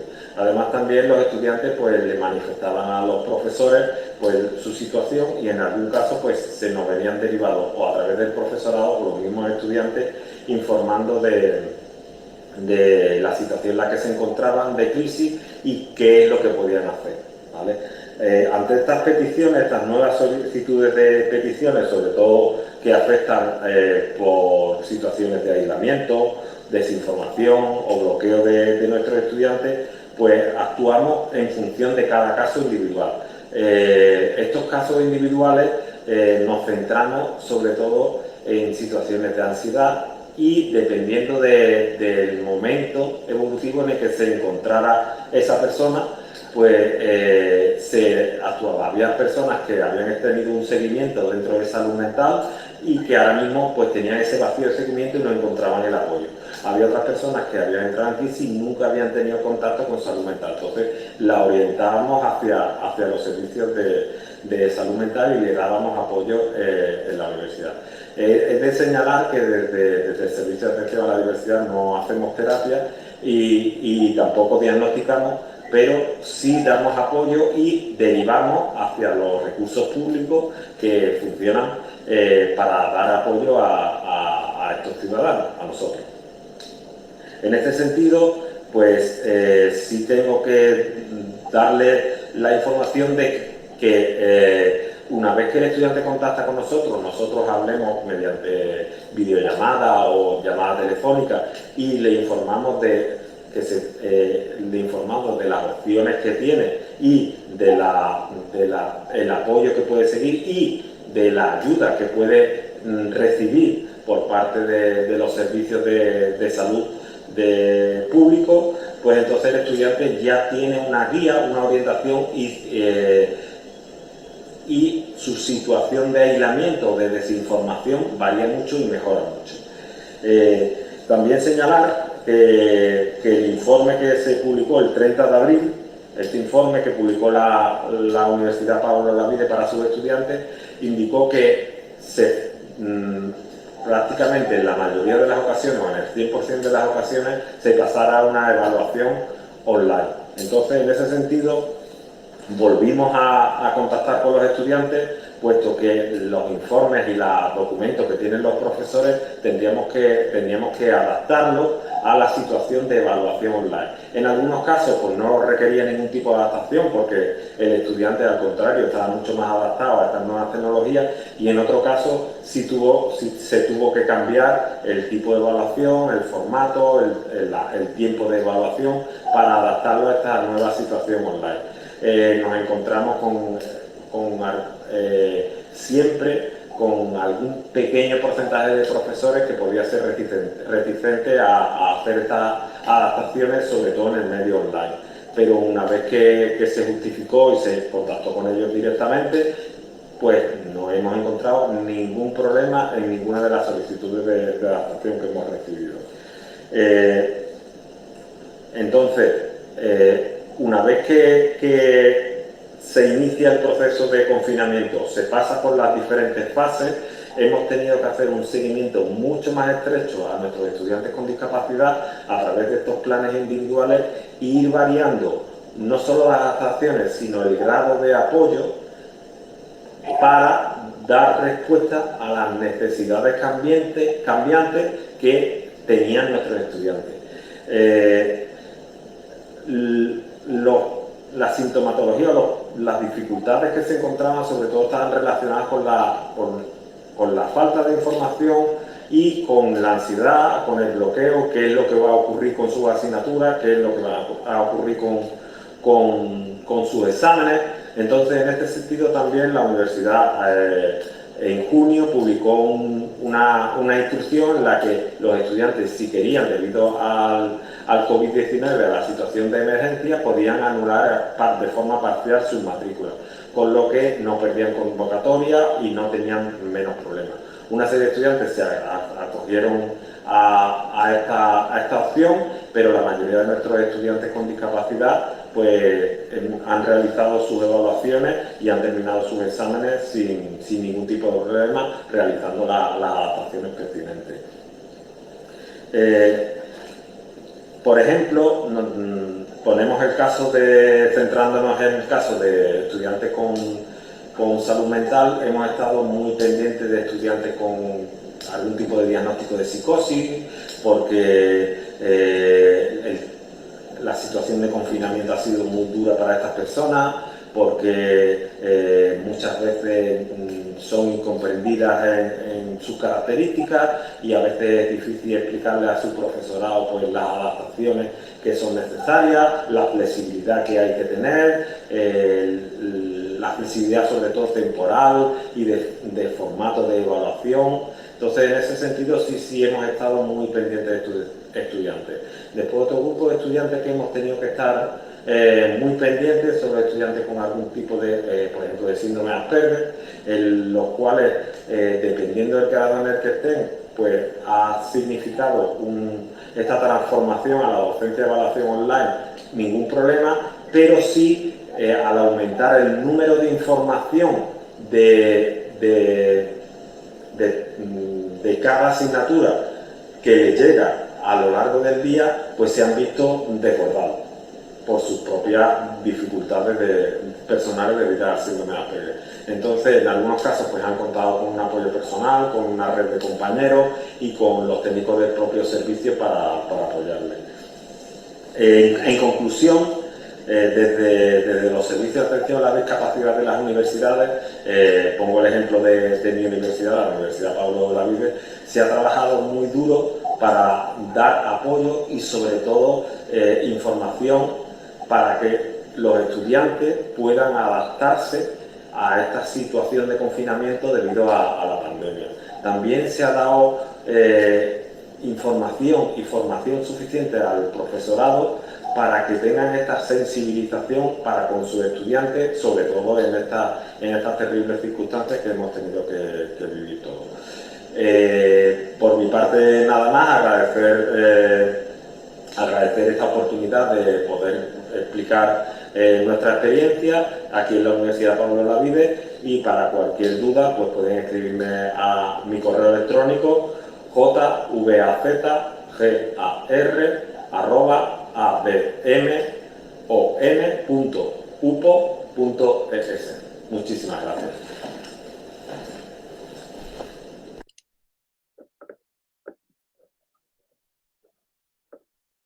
Tu audio, Pato.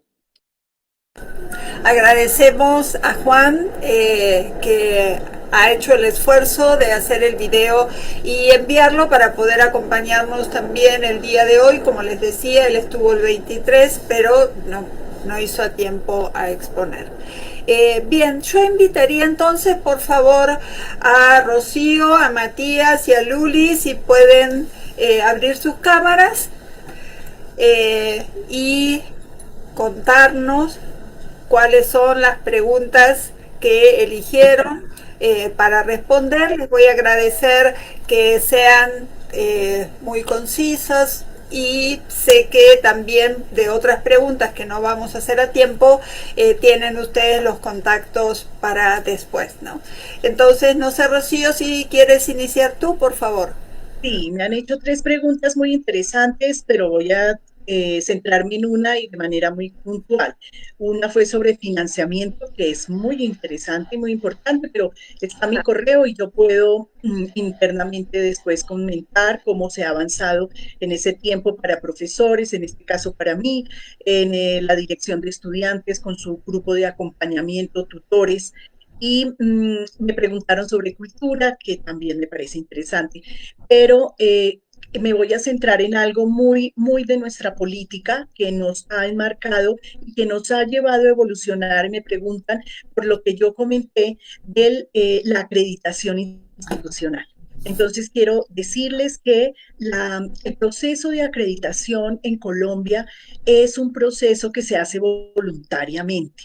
Cuando la universidad, la institución considera que todos los puntos que aparecen en el documento para uno presentarse a acreditación se cumplen, entonces la institución se presenta. ¿Quién exige esa acreditación? Se exige a sí misma la institución porque le parece que ya ha cumplido y que es muy importante estar acreditado, que no estarlo, por supuesto.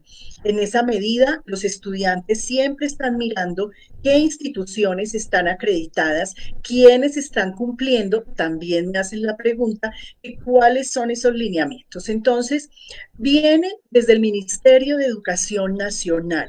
Desde el 2009 aparecen unos acuerdos para que en esos lineamientos las instituciones empiecen a cumplir específicamente en el ítem de inclusión qué es lo que hacen. Se quedó un poco leve y suave la solicitud, simplemente como si hubiera una apertura en la universidad, pero después en el 2015 hubo otra reforma y el Ministerio de Educación Nacional crea el Consejo Nacional de Educación Superior. Y ese Consejo Nacional le da funciones a otro comité que se llama el Consejo Nacional de Acreditación. Es un grupo de expertos, hace una previa visita, lee documentos, revisa absolutamente desde docencia, investigación, extensión, profesores, visibilidad, movilidad y inclusión. Eso ha hecho que las universidades nos movamos mucho más, porque los elementos que están en ese documento para que uno acceda o se presente a ser acreditado, no se aprecia solamente en si usted piensa formar personas íntegras o si piensa en la inclusión, sino que lo tiene que evidenciar. Y eso ha hecho un cambio, tanto que les quiero decir que tenemos, antier, llegó desde el ministerio a la red el último acuerdo 02 del 2020, en donde se ajustan de nuevo los elementos para que la institución sea acreditada. Tiene más de 80 hojas, estamos en la lectura puntual de qué cambió para la inclusión de la persona con discapacidad en esos elementos. Si estos elementos que a la vez pasada tuvimos que completar para la acreditación internacional, imagínense, hablaba de si teníamos programa de apoyo, cómo era el financiamiento, qué asignaturas transversalizaban este proceso de inclusión, que es lo que hablaba un poco yo de la cultura. Cuando hablemos de cultura, pues tenemos que transversalizar. Y esos ítems tienen que ser muy justificados con documentos, no solamente como pasaba en algún tiempo, Incluser, por favor, escríbanos rápidamente usted qué hizo. No, esto tiene que estar ahora y desde Dirección de Estudiantes, liderado por Vicerrectoría, esta política tiene que cumplirse en el momento que queramos presentarnos a acreditación. Hay visita previa, visita con egresados, con estudiantes, con profesores, hay evaluación y dan un dictamen. Pueden acreditarnos por 4, 6 u 8 años. Entonces, fíjense que ya no nos quedamos solamente en la parte académica, de si hay investigaciones, publicaciones, cuántos profesores, sino usted es institución que hace por el estudiante con discapacidad. A eso se refiere esto de acreditación institucional. Bien, muchas gracias, Rocío, y seguramente es una presión importante para las instituciones para que cumplan, ¿no? Sí, claro. Matías, ¿quieres tú responder la pregunta? Grupo 1, grupo 2, grupo 3, minimizar, opciones del inicio. La voy a hacer de traductor.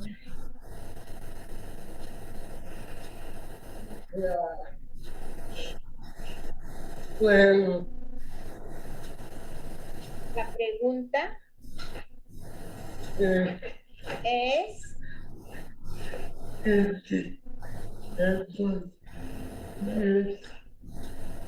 que si el SUAYET ofrece maestrías. La respuesta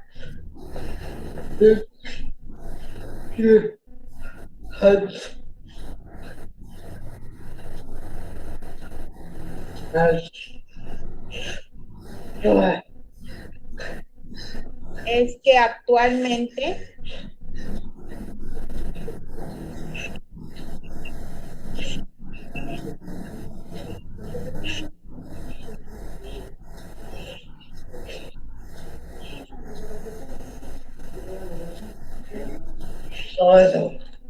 solo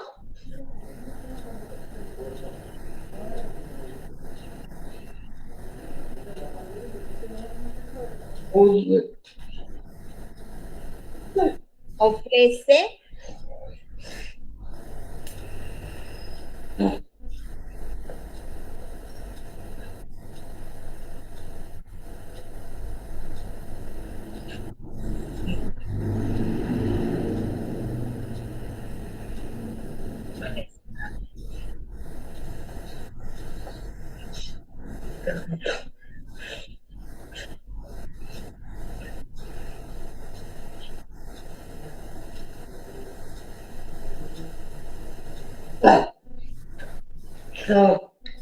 cuatro. ¿Dice cuatro?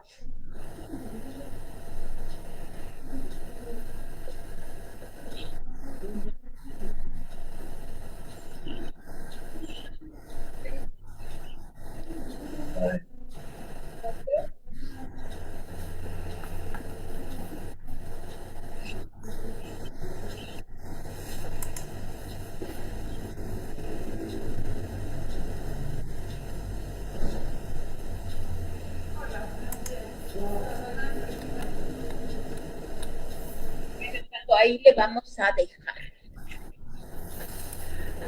¿Puedo decir algo? Sí, estaba buscando en la presentación porque Matías lo refirió en su presentación, las licenciaturas. La pregunta era de maestrías. Ajá. Y pues se tienen que meter a la página de la CUAYET para saber qué maestrías ofrece. ¿Sí? Ajá. Bien. Muchísimas gracias. De cualquier manera, si hay otras preguntas o esta misma que él quiera ampliar la respuesta por correo. Ok, bien. Gracias, Matías. Bien. Lourdes. Vamos entonces con tu respuesta. No sé por qué Rocío se apagó, pero sería importante que se queden igual también y que Matías también se quede. Sí, Lourdes, te oímos a ti. ¿Qué pregunta elegiste? Bueno, muchas gracias, Pato. Sí, bueno, preguntan también sobre algo como los financiamientos que se han, de dónde se han obtenido para lograr el avance que tiene el programa de inclusión en la UTE. Pues prácticamente estos financiamientos han sido las aportaciones del recurso del gobierno federal. Ahorita sabemos que todo está suspendido debido a la contingencia, pero por ejemplo nosotros hemos aprovechado el recurso que se asigna el gobierno de México a través del programa de inclusión y equidad educativa, que es el PIE. En varios años la Universidad Tecnológica ha participado en la convocatoria y se le ha asignado recursos a través de este medio. Otro financiamiento es a través de los recursos propios de la universidad. Aunque todos los alumnos de la Universidad Tecnológica con discapacidad cuentan con una beca de 100% en colegiaturas, pues sí hay ingresos por parte de los alumnos que no tienen discapacidad. Entonces pues de ahí las autoridades académicas y administrativas, así como los de la rectoría, han autorizado que parte de estos recursos se destinen al programa de educación inclusiva, y así es como se ha logrado un poco de avance.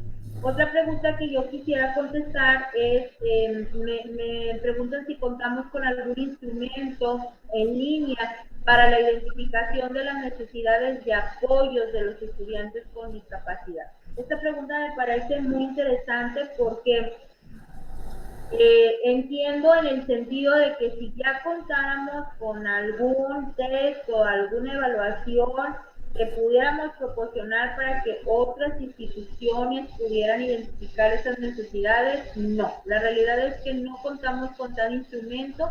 Nosotros nos apoyamos en nuestro equipo de psicopedagogía, es un grupo de psicólogos que nos ayudan a realizar una evaluación diagnóstica con cada uno de los aspirantes que son candidatos a la universidad, y se identifican de una manera muy precisa, muy focalizada las necesidades de cada uno de ellos con base a diversas entrevistas que se les realizan. Ahora estamos ante el reto también de cómo se va a realizar esta evaluación diagnóstica, que solamente se realizaba de forma presencial con varias citas en el despacho de cada uno de los psicólogos de nuestra universidad.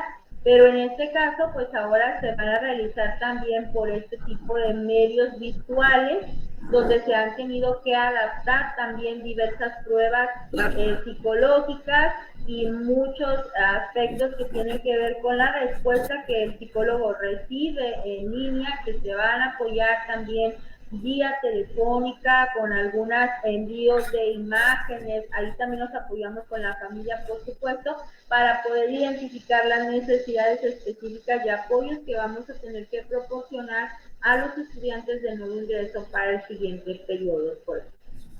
Por último, por ahí alguien pedía mis datos de contacto. Pues con muchísimo gusto estamos a sus órdenes, pues ahorita en casa, ¿verdad? Pero les voy a dejar el correo electrónico. Mi correo es mtorres, doble R, S al final, mtorres, @UTSC, que son las iniciales de la Universidad Tecnológica Santa Catarina, .edu.mx. También nos encuentran en Facebook como UTSC Inclusión Educativa. Estamos a sus órdenes por cualquier medio y podemos atender las necesidades o preguntas que tengan, y con base en la experiencia que hemos obtenido, compartirla con muchísimo gusto para seguir trabajando en pro de la educación inclusiva. Bien, muchísimas gracias, Lourdes. Y bien, les comentaba al inicio que este encuentro surgió en el contexto de un proyecto PAPIT en el que estamos participando muchas de las personas que estuvieron platicando, tanto el día 30 como hoy.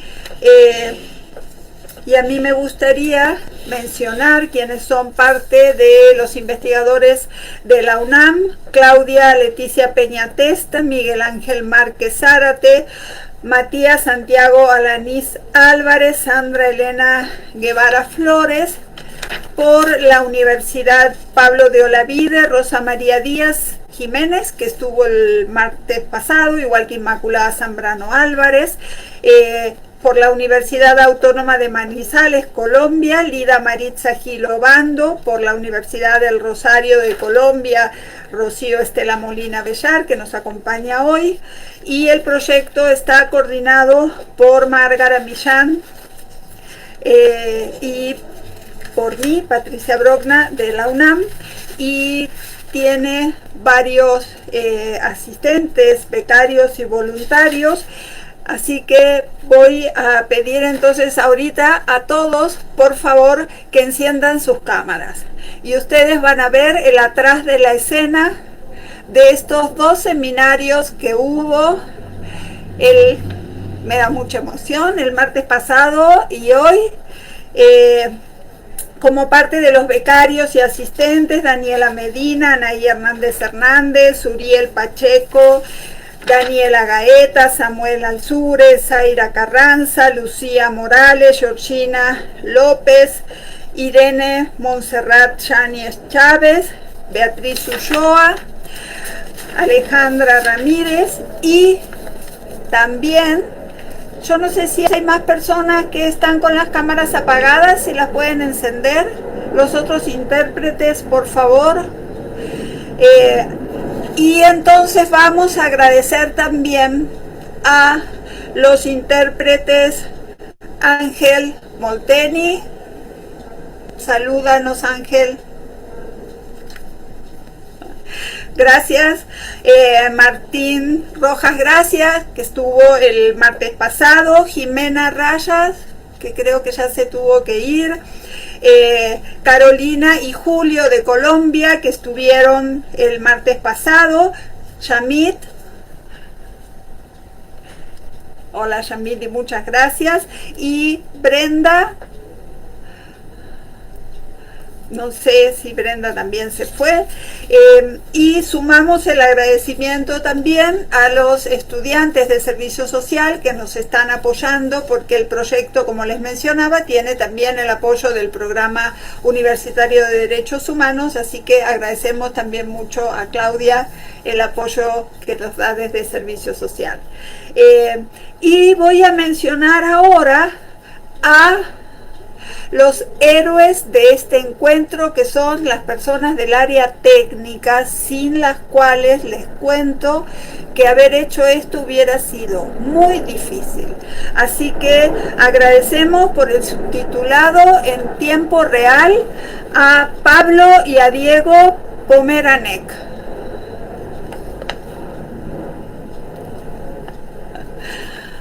Muy bien, muchas gracias, Pablo, y también agradezco infinitamente el apoyo a Antonio Sacruz.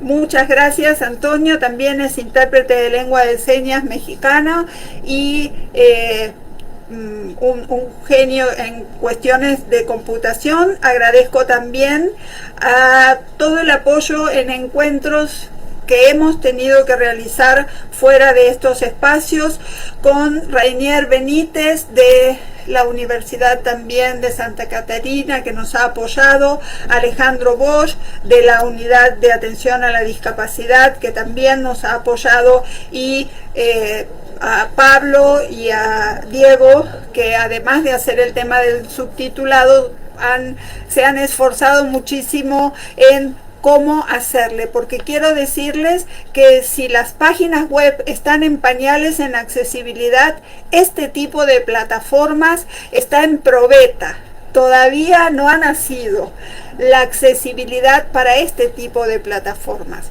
Entonces espero que este haya sido un laboratorio, y en verdad ha sido para todos nosotros un gran aprendizaje de que estos espacios no se van a poder ni generar ni sostener de manera individual, como es el aula presencial. La clase presencial es una persona frente a la clase o con la clase, pero este tipo de espacios va a requerir de muchísimo trabajo en equipo, así que yo agradezco mucho a todos.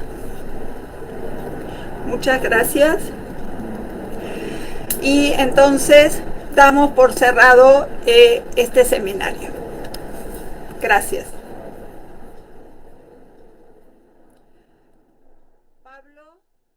Coordinadora Proyecto PAPIT IA 30-30-20 UNAM, Patricia Brockner.